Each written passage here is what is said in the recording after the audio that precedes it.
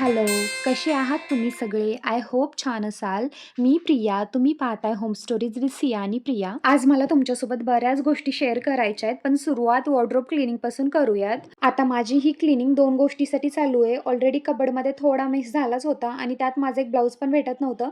आता दोन्ही काम होतील त्यामुळे म्हटलं चला थोडं सावरावरी करून घेऊया. ही रूम आणि कबर्ड आहे वरच्या फ्लोअरवरती, त्यामुळे इथे फक्त मी माझ्या साडीज आणि न लागणाऱ्या गोष्टी जास्त ठेवते. यातल्या ना ज्या साडीज मी ऑनलाईन घेतल्या आहेत त्या तुमच्यासोबत मी शॉर्ट्स थ्रू शेअर करत आहे. त्यामुळे तुम्ही जर अजून चॅनल आपलं सबस्क्राईब केलं नसेल तर नक्की करून घ्या आणि आपले डेली ब्लॉग्स पाहत जा. आता पूर्ण रूम रिकामी जरी असेल तरी सियाला या अडचणीत बसायचं असतं आणि त्यामुळे मला खूप त्रास होत होता कबर्डमध्ये क्लोथ ठेवायला. आज तिचं हे क्लेचं पार्सल आलं होतं, त्यामुळे तिचं आता हे 2 दिवस याच्यासोबतच खेळणं चालू असणार आहे. आणि 1.5-2 तासाच्या अथक परिश्रमानंतर असं काहीसं माझं कबर्ड दिसत होतं. आता वरच्या साईडला ठेवले होते मी नवीन आणि फॅन्सी साडी, त्याच्या खाली काठपदरच्या साडी आणि त्याच्या बाजूला माझ्याकडे जे थोडीफार हँडबॅगचं कलेक्शन आहे ते ठेवलेलं. त्याच्या खाली पेटीकोट आणि जे एक्स्ट्रा ब्लाउज आहे ते ठेवले. असं साडीज जर आपण पाऊचमध्ये ठेवलं तर दिसायला तेवढं व्यवस्थित नाही दिसत, पण मला घ्यायला आणि यूज करायला खूप इझी जातं.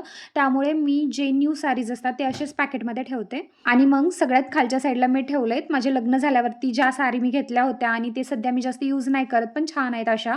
आणि लेफ्ट साईडच्या कबर्डमध्ये सियाचे काही न्यू ड्रेस, माझे lehenga, ready to wear saris आणि खालच्या साईडला पाऊचमध्ये व्हॅकेशन वियर्स, नंतर आहेरी कपडे, विंटर वियर आणि हे पाऊच मी मिशोवरनं घेतलेत आणि खरंच युजफुल आहेत. आता माझं अजून थोडंसं काम शिल्लकच होतं, पण सिया मॅडमला आमच्या भूक लागलेली त्यामुळे मग मी आले खाली आणि मग इथे हिला दिलं होतं मी बदाम शेक. आता हा शेक मी घरीच बनवलेला. थोडंसं दूध आटवून घेतलं होतं आणि त्यात कस्टर्ड पावडर टाकलं आणि थोडे ड्रायफ्रुट्स. आता हे मी कालच बनवून फ्रीजमध्ये ठेवलं होतं आणि आज छानसा बदाम शेक झालेला. आता उन्हाळा सुरू झाला ना की आमच्याकडे नेहमी कुल्फी आणि कस्टर्ड तर असतंच, पण सध्या गॅस सिलेंडरचा प्रॉब्लेम चालू झाला तसं मला बाहेरून आणलेलं बेटर असं वाटत आहे. माझी आठवड्याची बरीच पेंडिंग काम होती, त्यात मला शेंगदाणे भाजून घ्यायचे होते भाजीसाठी आणि मग हे माझं एअर फ्रायर. आणि जेव्हा मी घेतलं ना तेव्हा याचा भरपूर वापर केला, पण मागचे 3-4 महिने अजिबात हात लावलं नव्हतं. पण सध्या जसं गॅस सिलेंडरचा प्रॉब्लेम चालू झाला तेव्हापासून मी परत याचा वापर चालू केलाय. तुम्हाला जर याचा रिव्ह्यू पाहिजे असेल तर येणाऱ्या व्हिडिओमध्ये सांगेल मी डिटेल्समध्ये. आणि मी आता सॉस बनवला होता तेव्हापासून सियाचं चालू होतं की तिला फ्रेंच फ्राईज खायचे आहेत आणि मी बरेच दिवस झालं बनवले नव्हते, त्यामुळे इकडे माझं फ्रेंच फ्राईज बनवणं चालू होतं. एअर फ्रायरमध्ये फ्रेंच फ्राईज बनवण्यासाठी असे बटाट्याचे लांब लांब काप करून घ्यायचे आणि त्याला अर्ध्या तासासाठी पाण्यामध्ये सोक करायला ठेवायचं. त्यानंतर ते बाजूला काढून व्यवस्थित डिहायड्रेट करून घ्यायचं, कारण त्यातलं सगळं मॉइश्चर निघाल्यावरतीच आपले फ्रेंच फ्राईज एकदम क्रंची होऊ शकतात. फ्रेंच फ्राईज बनवण्यासाठी खरंच एअर फ्रायर खूप युजफुल ठरतं. पण सियाला थोडंही ऑइली वगैरे खाल्लं ना लगेच खोकला वगैरे येतो, त्यासाठी मग मला कधीतरी हे बनवायला एकदम सोपं पडतं. आता यावरती मी थोडंसं मीठ, हळदी आणि ऑर्गॅनो स्प्रिंकल केलंय.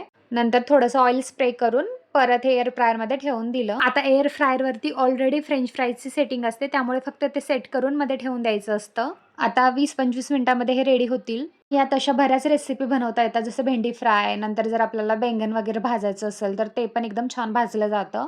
तर ते होईपर्यंत मला ताक मसाला बनवून घ्यायचा होता. त्यासाठी फक्त मी इथे यूज करत आहे जिरे आणि कढीपत्ता. थोडंसं भाजून घेतलं आणि त्याला मिक्सरमध्ये ग्राइंड करून घेतलं. त्यात टाकलं थोडंसं काळं मीठ आणि मग रेडी झाला आपला ताक मसाला. आता बरीच जण यामध्ये धनी पावडर वगैरे पण यूज करतात, पण मी डायरेक्ट फ्रेश कोथिंबीर वापरते, त्यामुळे मी ते काही टाकत नाही आणि आम्हाला असं सिंपल ताक मसाला जास्त आवडतो. आणि आता जवळपास 25 मिनिटानंतर आपले फ्रेंच फ्राईज पण रेडी झाले आहेत. आता मी तरी ना गॅस सिलेंडरचा रिप्लेसमेंट म्हणून पुरेपूर एअर फ्रायरचा वापर करून घेत आहे. आणि मागच्या व्हिडिओमध्ये मी जसं शेअर केलं होतं तसं हे टोमॅटो सॉस पण मी घरीच बनवलंय. तुम्ही जर पहिल्यांदा आपल्या चॅनलवरती आला असाल तर नक्की सबस्क्राईब करा आणि आपली ही ओळख वाढवण्यासाठी डेली आपले ब्लॉग्स पाहत जा.